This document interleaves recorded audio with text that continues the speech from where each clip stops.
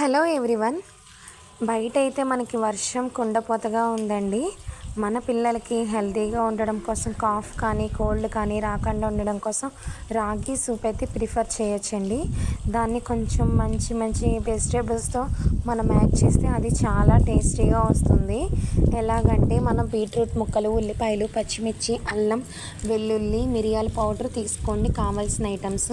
అలాగే మూకిట్లో కొంచెం బటర్ వేసుకుని ఉల్లిపాయలు, పచ్చిమిర్చి, అల్లం ముక్కలు, వెల్లుల్లిపాయ ముక్కలు చిన్న చిన్నగా కట్ చేసుకొని ఫ్రై చేసుకోండి. బీట్రూట్ ముక్కలు కూడా వేసుకొని ఫ్రై చేసుకొని అలాగే మనకి ఎంత సూప్ కావాలో అంత వాటర్ వేసుకోండి.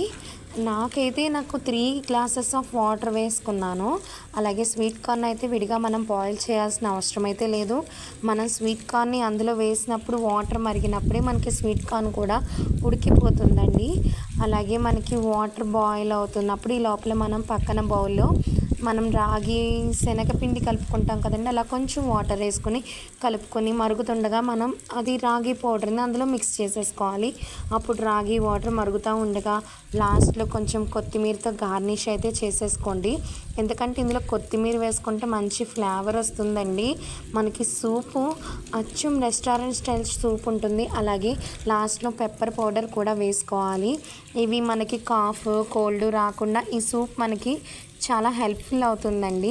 మనకి ఇలా వింటర్ సీజన్స్లోను రెయినీ సీజన్స్లోను మనకి పిల్లలకి హెల్త్ ఇష్యూస్ రాకుండా పెద్దవాళ్ళకి కూడా మంచిది. సూప్ అయితే ప్రిపేర్ అయిపోయిందండి. కొంచెం దగ్గర పడ్డాక బౌల్లోకి సర్వ్ చేసుకొని లాస్ట్లో నిమ్మకాయ పిండుకోవడమే.